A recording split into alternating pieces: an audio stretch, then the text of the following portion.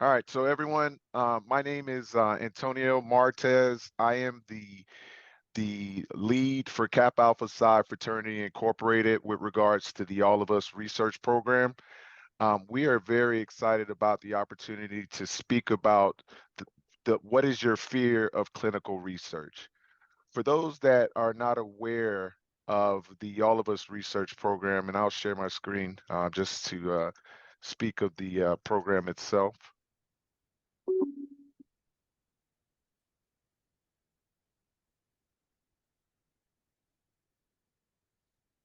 The All of Us research program is a research program that's led by the National Institutes of Health. As you can see from this poster, um, each president and every organization is supporting this venture.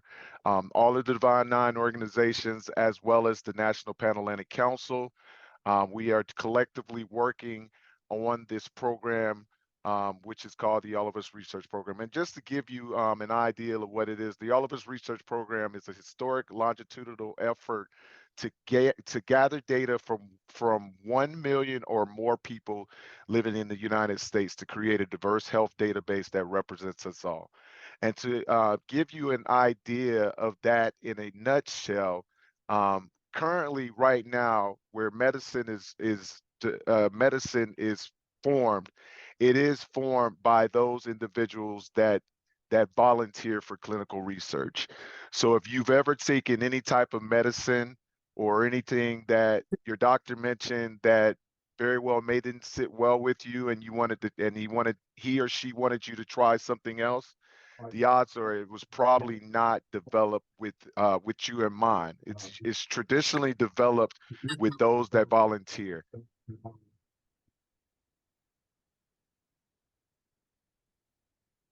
Couple of key definitions that I want you to be mindful as we have this conversation: engagement, outreach, recruitment, and retention.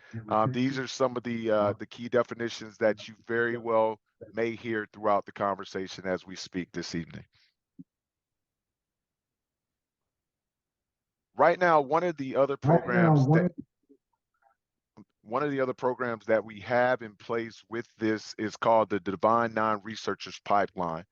And what that is a pipeline of researchers derived from the Divine Nine organizations.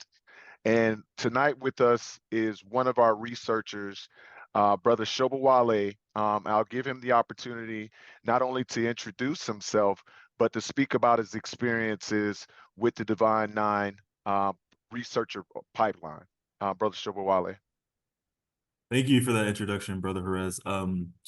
Or Brother Martez, I'm sorry. My name is Abuade Shobawale. I'm currently a clinical research coordinator at Cincinnati Children's. I work in our Center for Autoimmune Genomics and Etiology.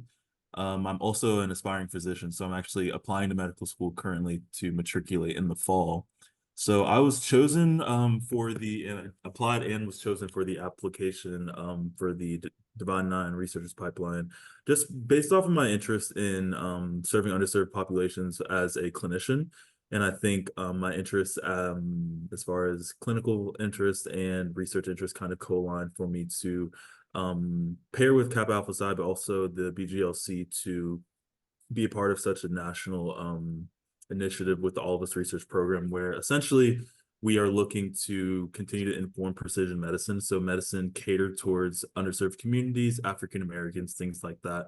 And the great thing about the Divine Nine Researchers Pipeline is that as medicine, as the patient population of society continues to diversify, we also look to diversify those researchers, right? So the main point of the pipeline is just to leverage basically the Black Greek lettered organizations, and whether that's healthcare workers, researchers, biomedical researchers, and in my case, aspiring physicians, just getting those minds together to really just take advantage of the large database that is the All of Us research program and conduct research, whether that is looking at health disparities with certain conditions, looking at genetic mappings of certain conditions, just utilizing the overall database to create robust data sets and outcomes that will hopefully inform precision medicine. Thank you for that, Brother Shobawale. And my apologies. I introduced myself, but I do want the opportunity to introduce the others that are on this distinguished panel. And I'll allow them to give an introduction of themselves as well as their background. What I'll do is I'll start to my left, Brother Dr. Lee Green. If you don't mind giving an introduction of yourself.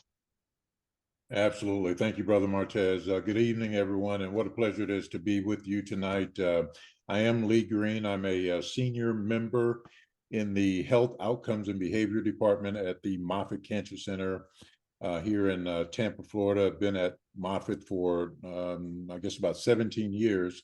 For the first 16 of those years, I served as vice president overseeing all of the diversity, equity, and inclusion efforts, as well as PR and strategic communication. But last year, made the decision to give up all of my administrative duties to go back to research full time.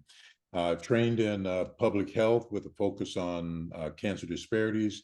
Have done a lot of work examining the issue that we're talking about tonight of minorities participating in clinical trials and research studies, wrote a number of seminal papers with my research group examining actually the impact of the syphilis study on individuals' willingness to participate in studies.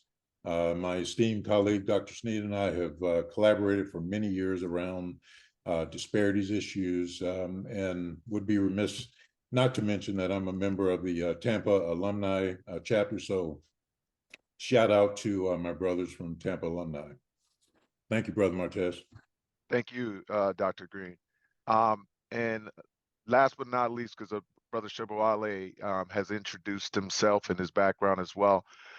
Dr. Sneed, and Dr. Sneed, after your introduction, you can segue into your presentation that you have for us this evening. So Dr. Sneed. Yeah, Brother Antonio, thank you very much. I'm very happy to be here with all of you this evening. Again, I'm Dean Kevin Sneed. I'm the founding dean of our USF Health Tanasia College of Pharmacy at the University of South Florida. If for any reason, if you're not familiar with the University of South Florida, we are not located in Miami. We're located in Tampa, Florida. I'm also a member of the Tampa alumni of Kappa Alpha Psi and a life member of Kappa Alpha Psi. And as Dr. Green mentioned, he and I have been doing a lot of research with each other for a lot of years. I consider him to be my big brother, but more importantly, my great friend. So what I'm going to do, I'm going to take a few moments here. I'm going to share a presentation with you just about give you some background, very quick background on why it's so critically important that we get more of our people in our communities involved in clinical research. I'm going to go very quickly because I want to make sure we're getting over to really the most important part and having a discussion with the gentleman that we have here. So I'm sharing my screen. And let me make sure.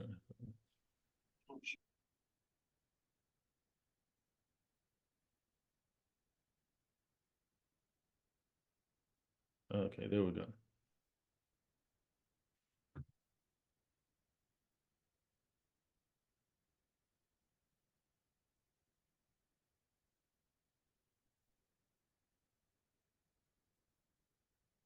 Okay, can you see that screen, Brother Martez? Yeah. Yes, we all can see. Okay, very good. So again, I'm just going to speak briefly. This is the cover slide of a program I'm the executive director of called We Care. But for the purpose of tonight, I'd really like to start with this particular news article from many years ago. There was a medication that came onto the market. It was called Bidil.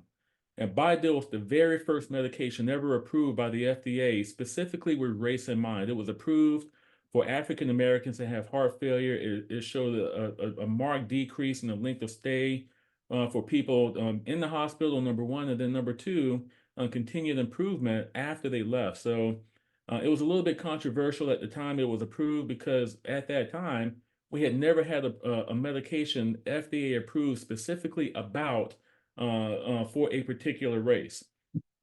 Now, again, not to get into this entire slide here, but going back to the very beginning, we've known of the historical components of racism in our country, going back into slavery.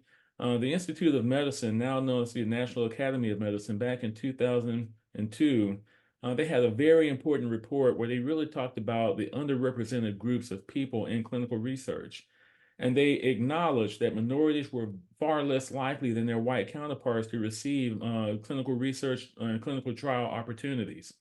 And so I thought, and again, not to read the entire thing, but it was really important that they acknowledged, and you see bullet point number 5, the nation's potential to ameliorate a set of problems that are over 394 years old for Native Americans and 382 years old for African American communities. So that was an acknowledgement that yes, we understand that there's a history here and that we need to work really hard to overcome it.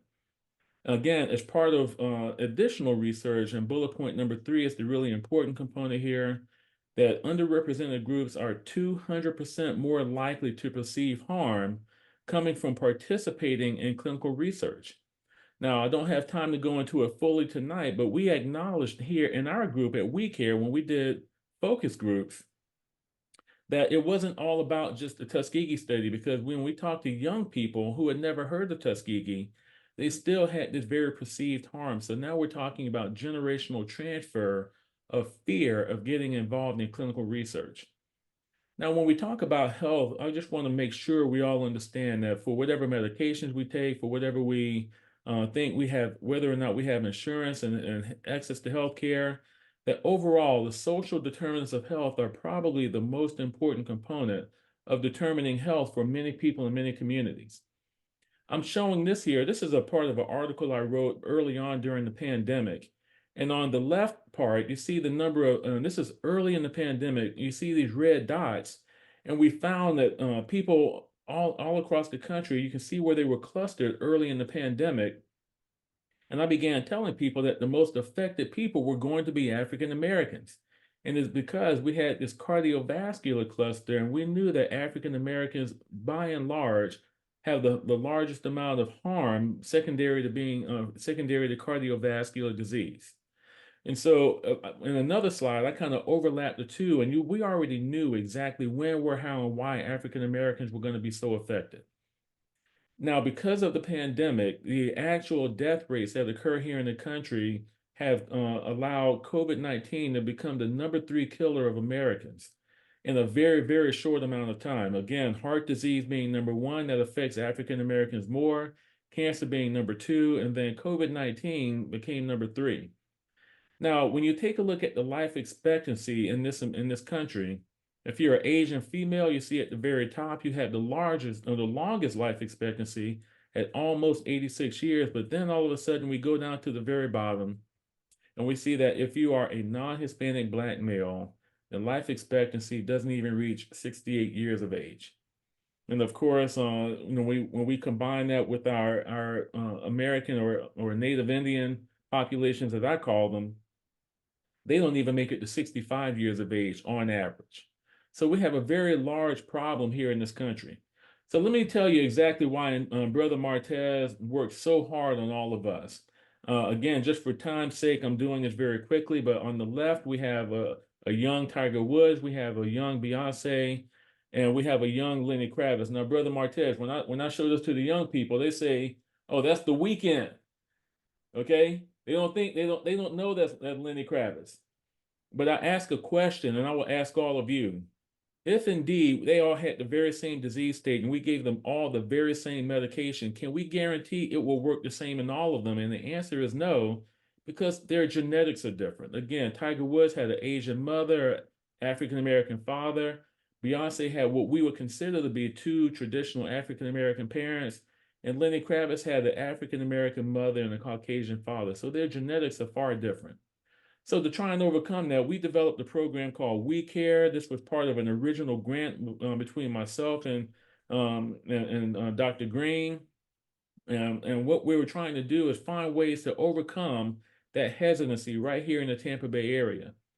And here are the issues that really came up is that the community and researchers, they were disconnected, they were unengaged, and ultimately many people felt unempowered.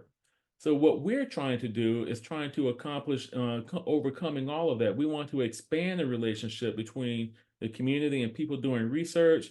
We wanted to make sure that everybody's fully engaged. But number one, we need to make sure that people feel empowered, that when they participate in clinical research, that they are going to do everything they can to not only engage in it and participate in it, but they have to understand the long-term ramifications of it, that we are trying to help make sure that when we come up with a medication or a treatment, or it may not even be medication related, it could be behavioral, that we know it has been tested and it will work for you.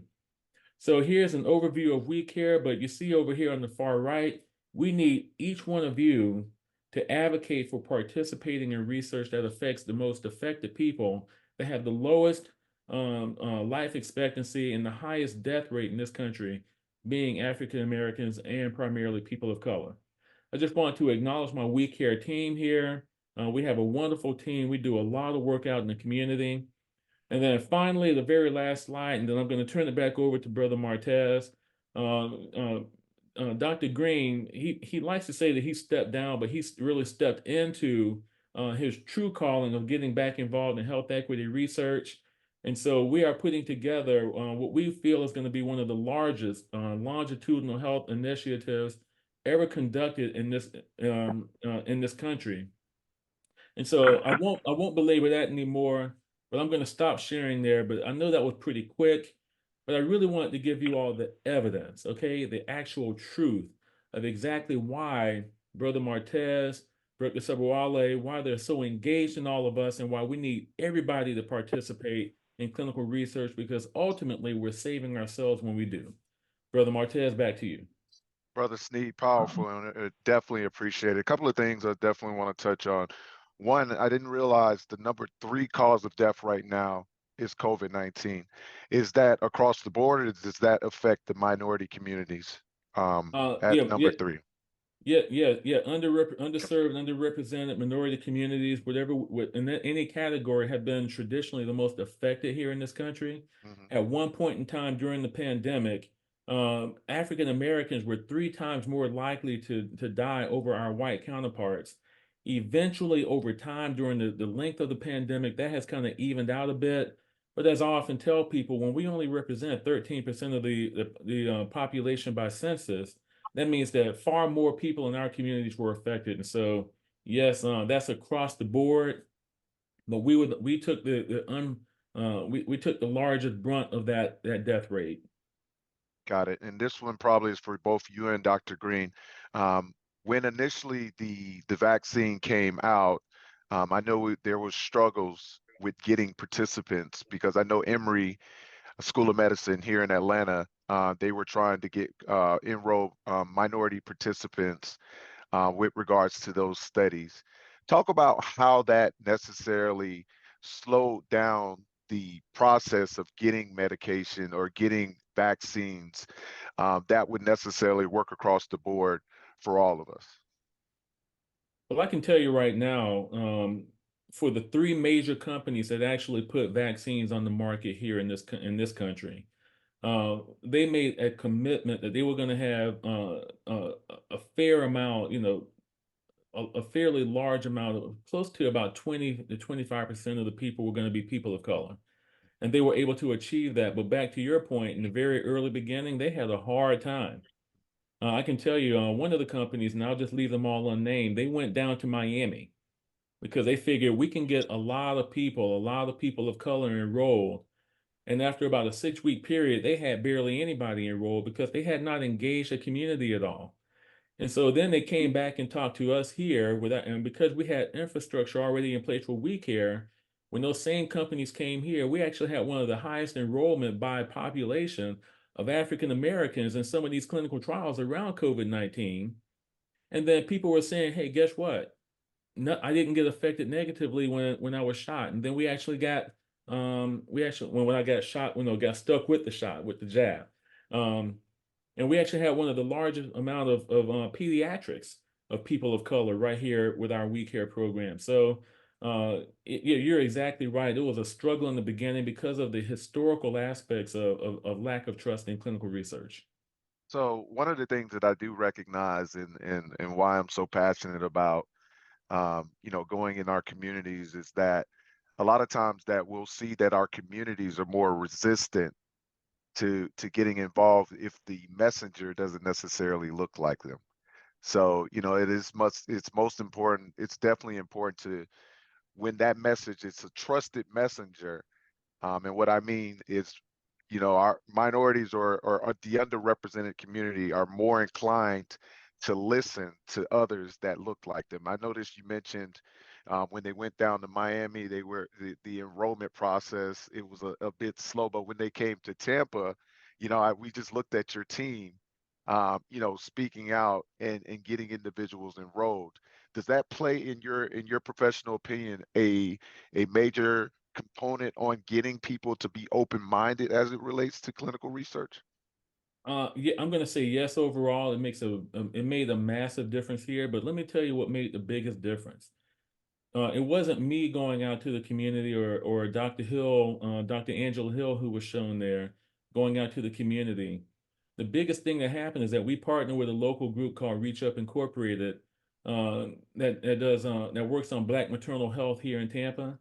They had the connection to the community. If I had come up and said, "Hey, come listen to Dr. Sneed," they weren't going to listen to me. But when Dr. Deborah Austin came and said, "Hey, will you come listen to my friend Dr. Sneed? He has something important that he wants to share with you," it made all the difference. And I can tell you right now, and Dr. Green was right there witnessing this entire thing. I personally did 146 educational programs around COVID-19, around the vaccine.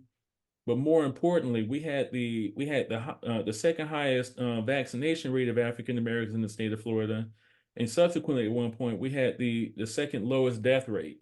It's funny, you know, Brother Martez. It's funny how that math worked out. Brother Lee, do you agree with that, Brother Green? Absolutely. It's just amazing how that worked out, and I love to hear your perspective on what was happening around that time from a research standpoint. You know, I think you're maybe underselling a little bit the over 100 plus sessions that you did in this community. I understand the collaboration with some of the other partners, but if we didn't have physicians, researchers going out into the community, making sure that people are made aware of what's going on as it relates to COVID-19, cancer, whatever it is, we need folks out there, making sure that we're providing that message. That's the most important thing. You know, as we talk about deterrence, even for clinical trials, one of the most important things is lack of awareness, is that people don't have the information that they need so that they can make an informed decision with regards to participating. So I think you cannot not undersell the number of times that you and your team went out into the community to do that education. Absolutely. And while we're on this conversation, I do see Dr. McMurray Heath on. I had the opportunity to make an introduction to Dr. Lee, Dr. Green earlier within the call. She has a vast background in clinical research when she was working with Johnson & Johnson for years. So, Dr. McMurray Heath, I would love to hear your opinion on the conversation and the discussion that we're having. Well, it completely resonates with my experience during the pandemic. When I was at the Biotechnology Innovation Organization, we actually, in addition to doing outreach, we set up a COVIDvaccinefacts.org website that really broke all of the medical and scientific information down into language that my mom could read and understand.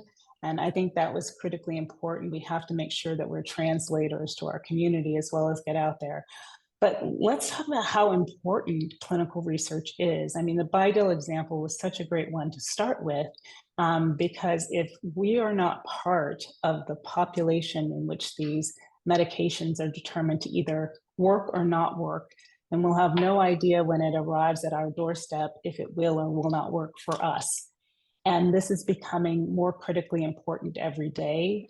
As of last fall, the Food and Drug Administration, which I spent 5 years, started mandating diversity action plans for every pharmaceutical being developed. That means every drug company has to come out and specify what percentage of participation from diverse communities they plan on having. And the FDA started sending what people are calling nastygrams to companies that are not meeting those commitments. implying that if they fail to meet them, those medications will not be approved. But it's no longer just a regulatory issue. In the last 12 months, payers have also jumped on this bandwagon. So in addition to CMS, the Center for Medicare and Medicaid Services, now requiring additional clinical data for the new Alzheimer's therapies, large insurers like Express Scripts are also starting to look at FDA clinical trials and saying, well, we don't think they were diverse enough. We don't think they were large enough. They didn't have the typical diseases that our patient communities have for us to be able to insure them for our populations. Now, part of me wants to jump up and down and say, well, that's great. Finally, someone's paying attention. But part of me is also really cognizant of the fact that this may mean an extra delay for our people getting access to new breakthrough medications. We're already facing at Mayo the fact that they won't admit anyone to Alzheimer's therapy for the newly approved drugs that do not meet the original clinical trial criteria. So if you are an elderly, obese African-American male, you cannot get the new Alzheimer's drugs at Mayo.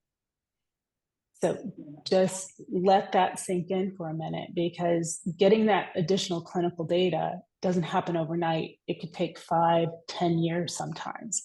And if we're waiting extra amounts of time before we have access to innovation, the health disparity gap is only going to grow. So while it's so wonderful that we as a community have been so focused on making sure that there's equal access and insurance, we also have to make sure there's equal innovation, because what we have on the medicine shelves today is not enough to make us all healthy, no matter what your complexion. But what the future holds, what's possible, what's in the pipeline, is where the true cures are going to come, and we want to be part of that future. Dr. McMurray, can I add on? Thank you for acknowledging the BIDIL and the great work that you've already accomplished. And let me just share just very quickly in 30 seconds or less. The original study for BIDIL, it was a failure, and I was participating with one of our cardiologists here. That was actually he's at Duke now, so it's kind of interesting that you had the affiliation. But when they went back and they did a sub-analysis on Brother Martez, and they saw the little bit of benefit, they said, well, who were those groups of people? And they found that it was actually the African-American group, but they had so few people in the blacks in the original clinical trial that we almost missed what we call the signal. So luckily, somebody went back and took a hard look at that, transitioned it over to a gentleman in the company in California. They redid the clinical trials, focused on African Americans, and now we had this FDA approval. And so I think your point around the FDA and even Express Scripts now telling people we need more evidence. I think that is a medication, and that story outlines exactly what you just said. Wow, powerful, definitely powerful. I want to shift gears, and touch on, the elephant in the room. What are the fears of clinical research? What are the things that are deterring the underrepresented population from getting involved? I know, Dr. Sneed, you touched on the social determinants of health, and that's access and the ability to be able to do so. And then you also touched on the Tuskegee Project. What do you think, and this goes for everyone that are present, what do you think are some of the deterrents that scare or bring a sense of fear to individuals to get involved with clinical research? Well, I'll tell you, Dr. Sabawala, you go ahead. We haven't heard from you. Thank you. Yeah, Brother Martez, I think that's a really important question. I think for me, in the clinical atmosphere that I am in a genetic research lab, and recruiting African Americans and underrepresented communities into this research has been a struggle that we have continued since I've started in this position about a year and a half ago. And I think what it bubbles down to is mistrust in medicine and biomedical research. And like Dr. Sneed touched, I think the mistrust is understandable as far as past research and past I guess, misfortunes in the African American community. And I know for me, when we are recruiting in clinics or be it out in the community, a lot of the mistrust does come from the past, but as well as just not having enough information, not knowing enough about the study, and just being curious as to, okay, I'm entering a genetic risk study, but after I'm out of the study, what is being done with my DNA? I don't want my DNA just out there for anybody to utilize, things like that. So I think the delivery, as far as letting these patients and participants know the safeguards that have been put in place in modern medicine, modern research compared to the past. And just kind of like you mentioned before, the fact that researchers that look like them, giving them that information is kind of just a small way to build that trust back into the community. And I think just continue to build on that, whether that's increasing the diversity in the researchers, things like that. And then ultimately going out into the community and meeting your patients and participants where they are, not just expecting people to kind of have this sense of, oh, these are researchers, these are the hospital or the clinics are someplace completely separate from the community. So bringing your presence out into the community, giving them information, presenting the research in a way that is more digestible, things like that. And I think just small ways that we can continue to build the trust in African-American underserved communities specifically is a major point of fear, at least from my experience. And, we hear, obviously a lot about lack of awareness, lack of information, mistrust of the medical community, those types of things. But there's another key area that we should not overlook, and that is, some of the logistical issues or challenges that people may face. Because we hear about this from patients all the time at Moffitt. I don't have, transportation. I don't have childcare. The time commitment that may be required for me to participate may not be there. Some trials may require some type of financial commitment of some sort, and so if there's a frequent requirement for you to be at the study site, that may not be feasible for everybody. And so we cannot overlook the fact that there are logistical challenges that people face. And as institutions, Moffitt, USF, et cetera, we need to figure out a way to break down, those barriers. How can we help people with those transportation needs that may prevent them from participating? And so sometimes I think we forget about that huge piece, which is just the logistical issues. Dr. Green, I can add on very quickly. He talked about the elephant in the room.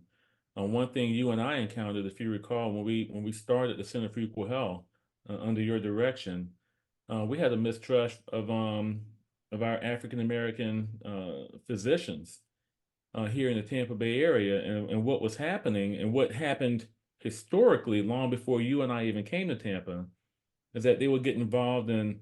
They would send their patients over to, say, Moffitt or USF to be involved in the clinical trial, but then they couldn't get their patient back because now they got inserted into a whole other system. And so they said, well, I'm not going to send my patient over to a center for them not to send the patient back to me or to steal my patient away. So we had to work hard to, number one, rebuild the trust out in the community. But then number two, we had to make sure that for people involved in clinical research in our institutions, that they were not going to return that patient back to the community referring provider.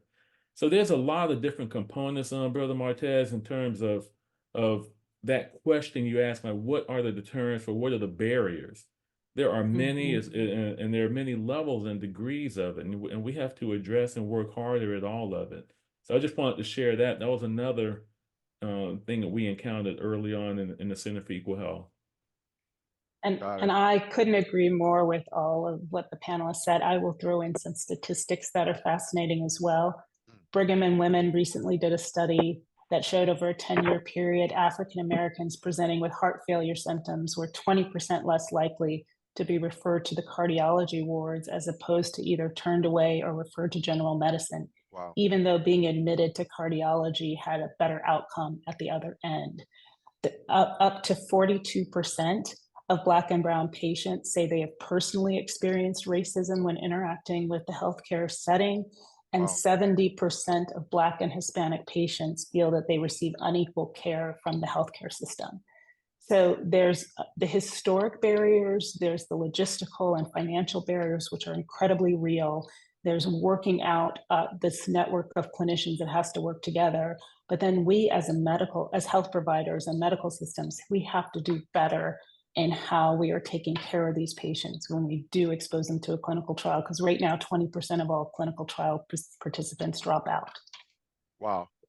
Thank you for those statistics. I mean, it's powerful when you have numbers to back up the data and the information that you're presenting.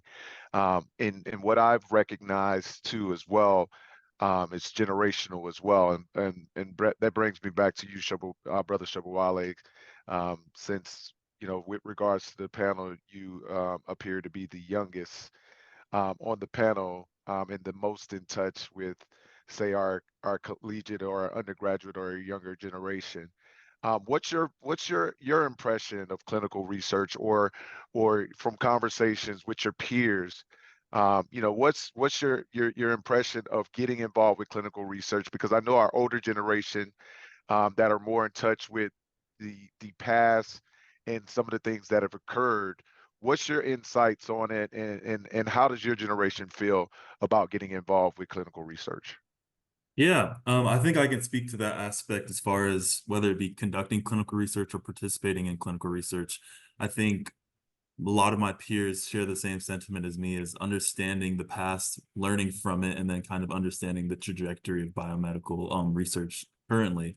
So I think a lot of more younger researchers and participants are interested in the fact that a lot of medicine in the past hasn't necessarily been catered to underserved communities, things like that. And I think partaking in research where the outcomes are specifically tailored to them is really important. So I think that ultimately falls down to, or boils down to, the fact of self-advocacy in a ways where we know that medicine hasn't traditionally served us the best way that it has been able to serve our white counterparts, whatever that may be. And now literally taking charge of our own health through participating in certain clinical trials that do look at maybe medications that affect cardiovascular disease in the African American community, knowing that African Americans are more susceptible to disease like that, and looking at conditions such as renal failure or asthma, that these conditions that are disproportionately affecting African Americans. And now we've seen our parents, we've seen our uncles and great grandparents kind of suffer from a lot of these conditions generation after generation after generation. So I think a lot of my peers, I can't speak to all of them, but I think a lot of my peers will share the same sentiment as far as, okay, now it's time for us to advocate for ourselves, going into health professions, going into health research professions, things like that, just to really, in a sense, to me, I think it's giving back to our communities. And I know that's a major aspiration for me as a physician. It's like, I know I want to serve these communities for the sake of knowing back home I have family and friends that suffer from these conditions that haven't always been, I guess the outcomes haven't always been tailored towards my community specifically. So I think I can definitely attest to the fact that our generation hopefully is looking to just have a larger impact when it comes to biomedical research and improving the trust and the access to healthcare as well. Very well said. Dr. Sneed, you touched on some of the doctors in the community within your area and being hesitant to advise their patients of clinical research. Are doctors informed of the available clinical studies within their areas, or clinical studies that are available to their patients? And if so, are they advising their patients of these options?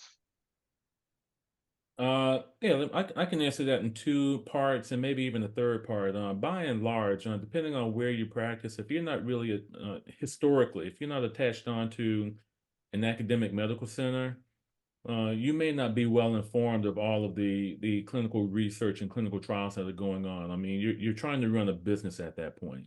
You have other concerns, and at the top of your mind is not going out and trying to see, number one, what are the latest and greatest clinical trials that are out there available that I could either participate in or encourage my patients to do. That's number one. But then number two, and something that we're working on diligently right now, I'm doing work with both the Cobb Institute and the National Medical Association.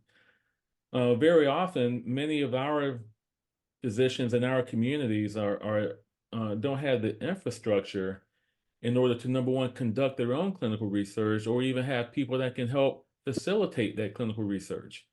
And so we have to do a much better job right now in helping, number one, we want to help them develop the infrastructure so that they can become a clinical trial location themselves.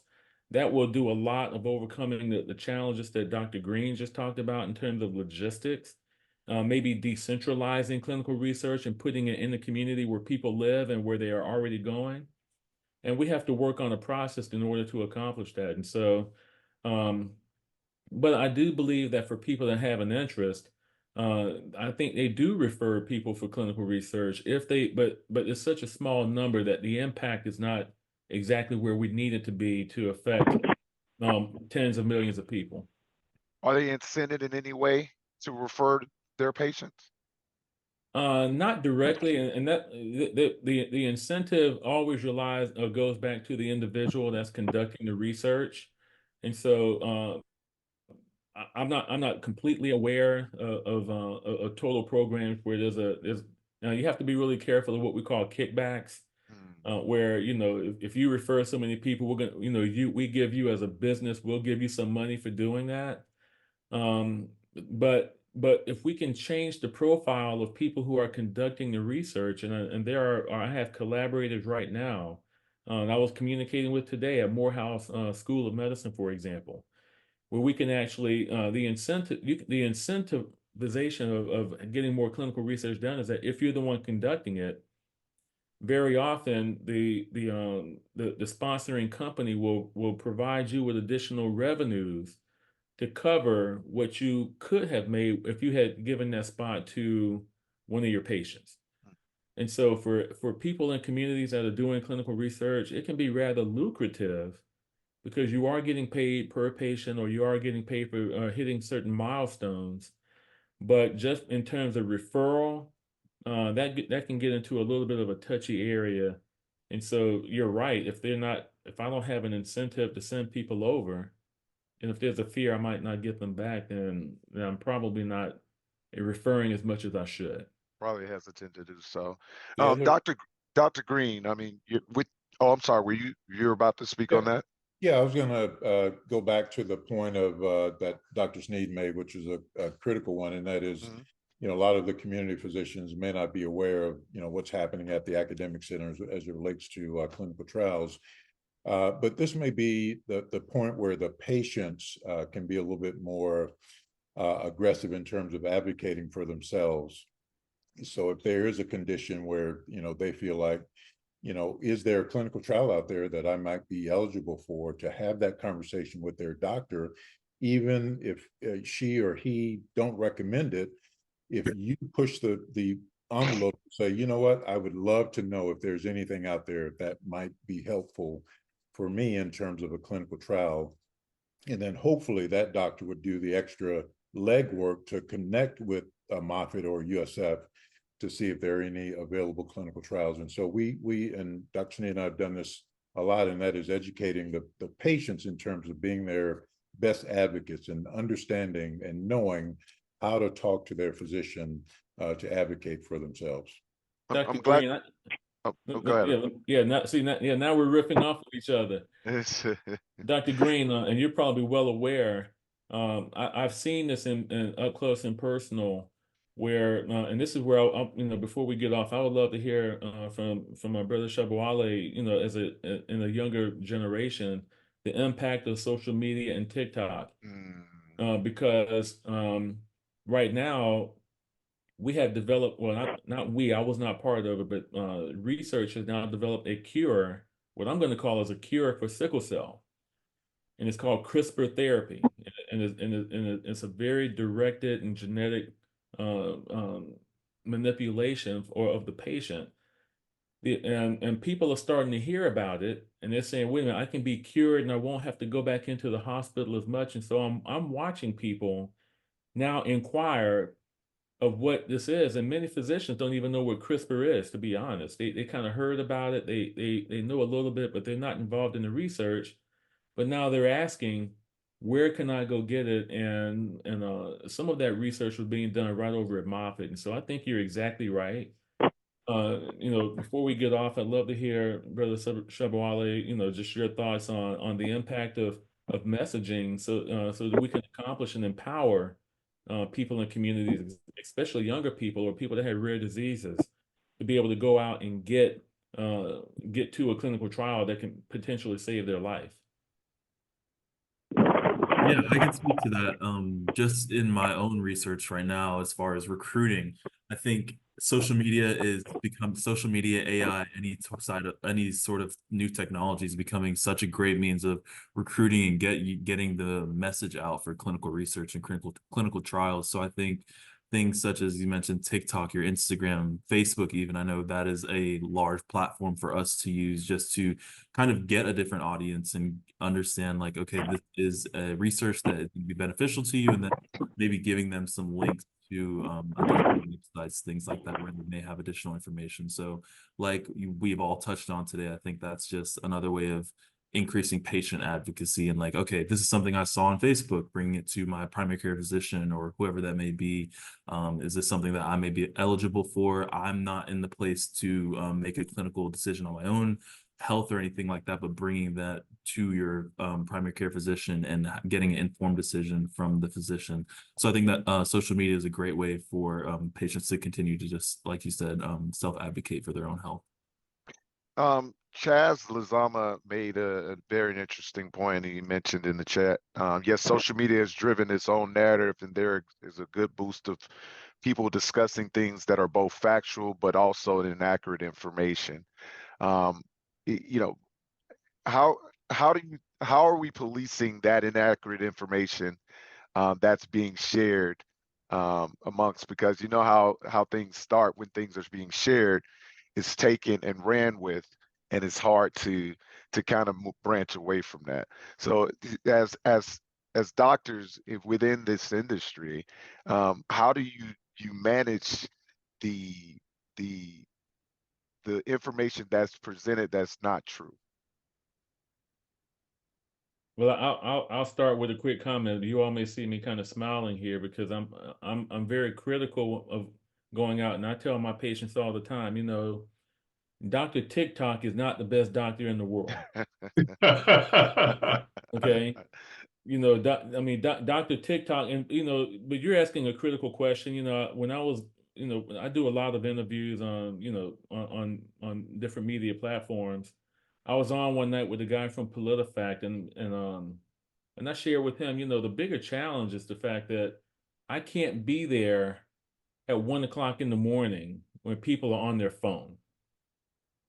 But it only takes that 20-minute period of being on that phone on TikTok to get misinformation, and then it's being reinforced. And then the algorithms, the moment they see that you are looking and buying into that, well, now they start feeding more of the same type of misinformation to you. And so I think we're going to have to really, we saw a couple of weeks ago where the CEOs of social media, and we've seen the Facebook CEO and other people. We've watched them. We're going to have to do a lot better about correcting the algorithms that are driving it. But as a provider, as a person involved in clinical research and has done it, I can't be there at 1 o'clock in the morning to guard against Dr. TikTok telling someone the wrong thing. And we should not, and not that any of us are doing this, but we shouldn't throw the baby out with the bathwater, because the internet is chock full of great information.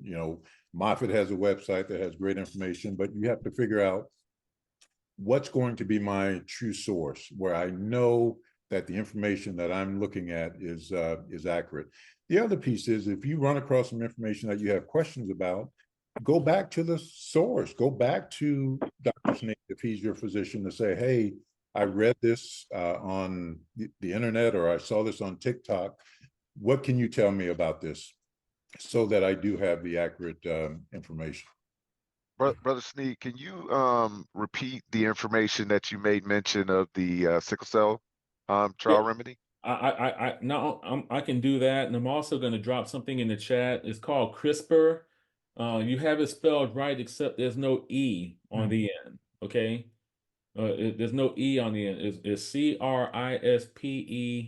PR, not ER, but PR. And again, I'm really proud of the fact that the initial person that I'm still going to call it a cure at this current moment, was actually a young lady down in Miami.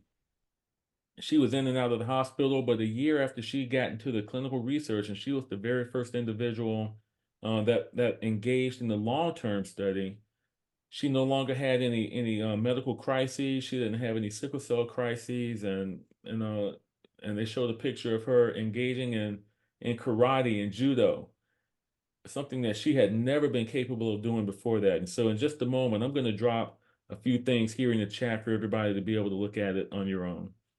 Got it. And while we're moving on, I know Dr. Green, you touched on the awareness of clinical research and so on.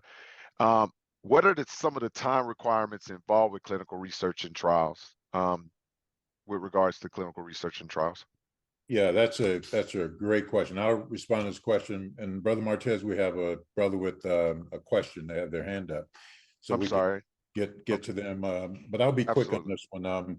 You know, for me, and like many of you, if anybody's asking you to participate in anything, the first thing you want to know is what's the time requirement, what's the time commitment, and that could be influenced by a number of factors in terms of there may be prep work that's needed before the trial starts, all the way through the execution of the trial. There could be for a participant, it could range from a few months to several years, depending on the type of trial that you're involved in. And so one of the things that would be crucial for a patient is to understand clearly in the consent papers, how long is this going to take? What's my time commitment per week, per month, and throughout the year? So it depends a lot on the type of trial that you're participating in. Brother Lundberger, you have a question?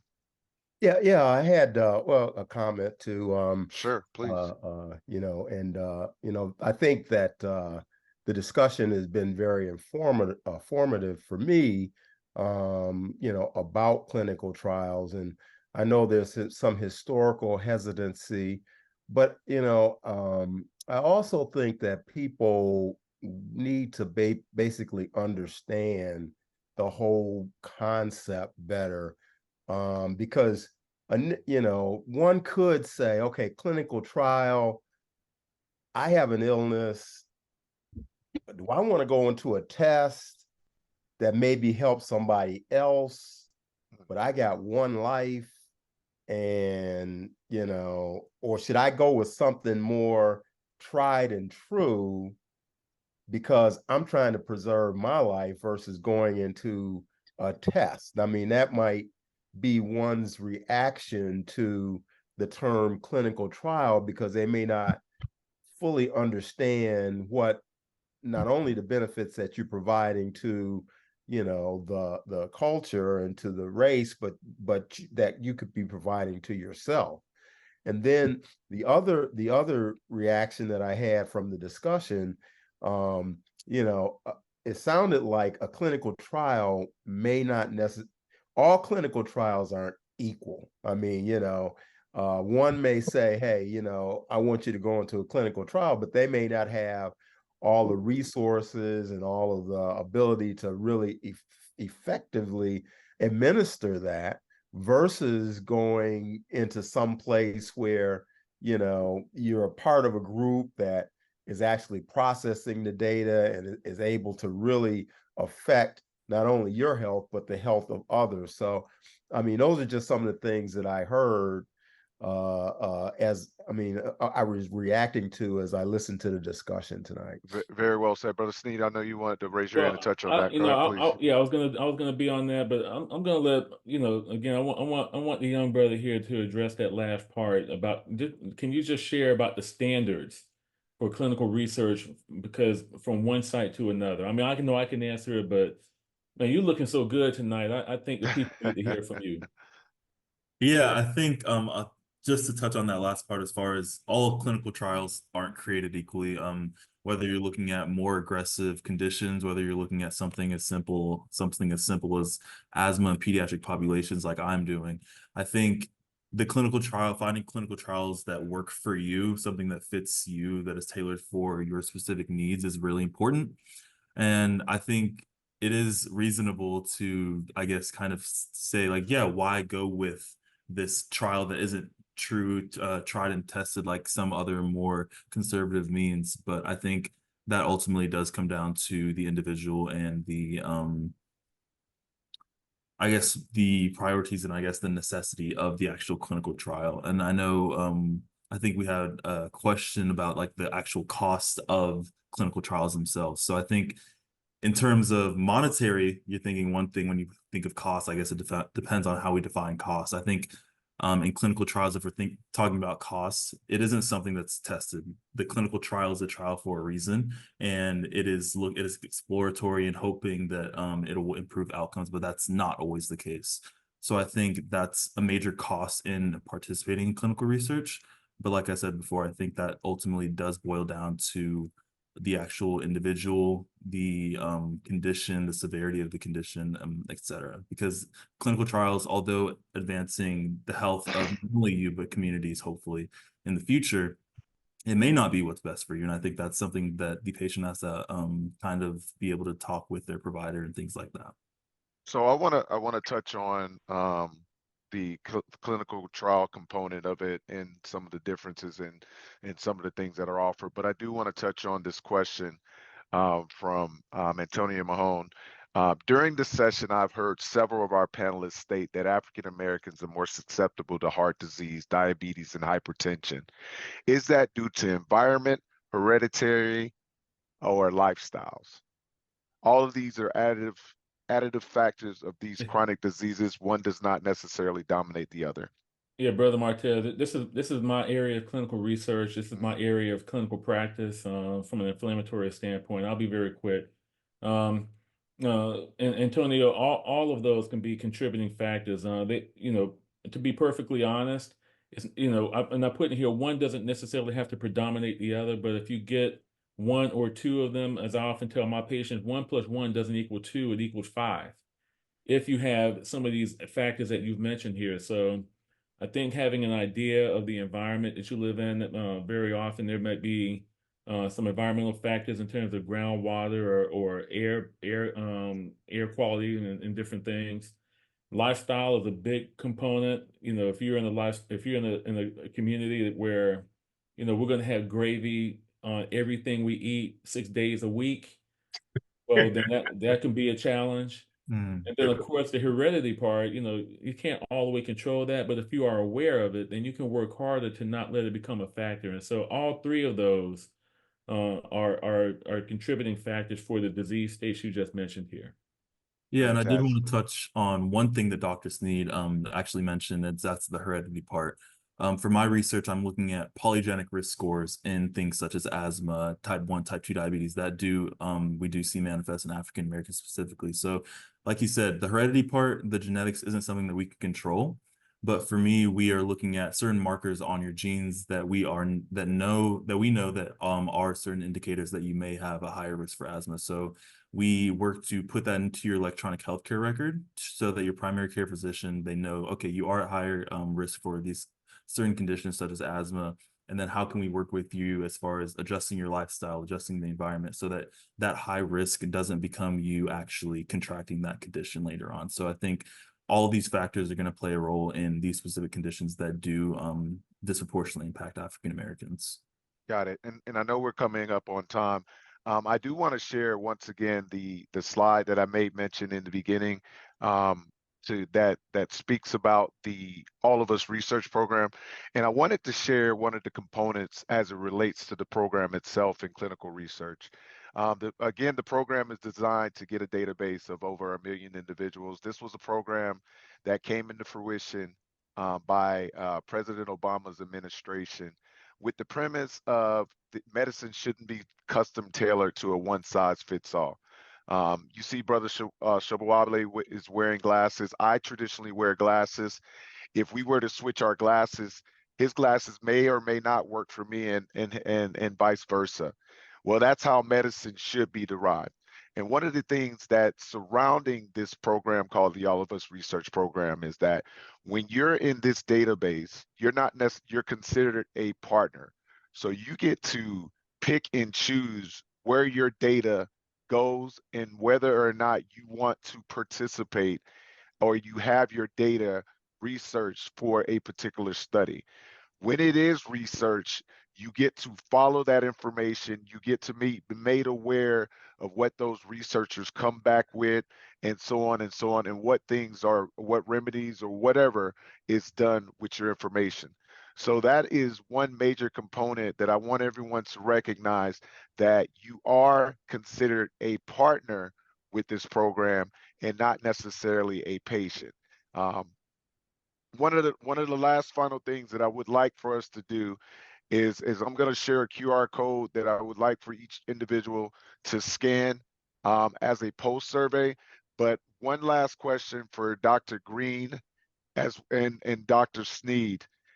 What resources out there are available for individuals to get involved with clinical research? Do we have a unified database where they can go to and look up available clinical research? What information is available for individuals to go out and to see what available studies are there? Yeah, great question, and great question to end with, because we certainly want to make sure that people are equipped with this information. The first one that comes to mind is clinicaltrials.gov, I think it is, clinicaltrials.gov, where you can go and huge database. I think it's a worldwide database of clinical trials that's going on. Obviously, you could go to all of the academic institutions' websites.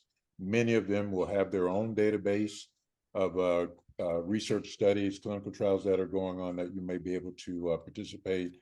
Obviously, NIH is another place you can go.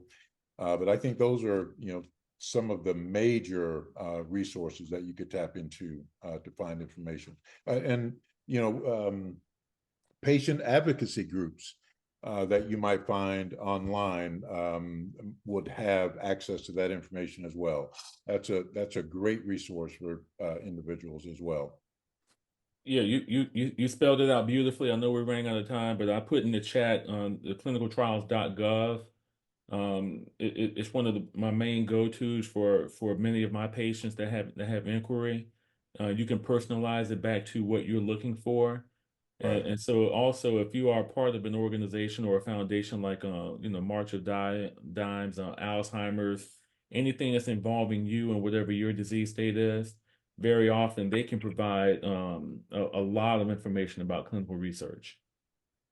And before we go, were there any questions that anyone has for our panelists before we let everyone go? And if you do have a question, feel free to come off mute and ask your question. I have a question. Has anything been done deeply for prevention of prostate cancer? For prevention of prostate cancer, the only thing we talk about there is early screening, particularly if you have a family history of prostate cancer. But no prevention types of things other than making sure that you're screened appropriately. But let me put in Brother Johnson, let me put in something very quickly, and I'm going to go back to Brother Martez here. One of the things that all of us can accomplish, and Brother Shobowale kind of touched on it, is that once we understand what the genetic markers are, once we begin to understand what is unique about you that we know can be a contributing factor, we're more than likely, as we move into the next 5 years, we're going to be able to determine that. So the more people that we get into, all of us, with diverse clinical, genetic patterns, one day we're going to be able to answer that question, and it'll be as simple as you going on your phone. So I think participation Brother Martez and the All of Us program is going to be critical to answer that question moving into the future. And I'm glad you touched on that, Brother Sneed. If you do have your handheld, one, don't forget to scan, but two, if you look in your app store, there is an All of Us Research Program app that you can download and get familiar with the program, as well as to start the enrollment process. It can be completed at your doctor's office, and in some cases, it can be done via mail. I encourage you to download that app to get involved. It is the future of medicine. And again, if we're one, I heard a doctor mention when we were at a conference that if we're not at the table, then we're on the menu. And so I think it's definitely important for us to be involved, to make sure that our voices are heard with regards to clinical research, and that medicines and healthcare is equitable and fair across the board, because our differences is what makes us unique. With that said, everyone, I do appreciate your time this evening. I hope this presentation, this discussion was informative. We do appreciate it. Brother Sneed, Brother Green, and Brother Shabawale, would you like for those individuals that very well may have any additional questions to be able to email you directly? If you can put that information in the chat for them, that'll be great.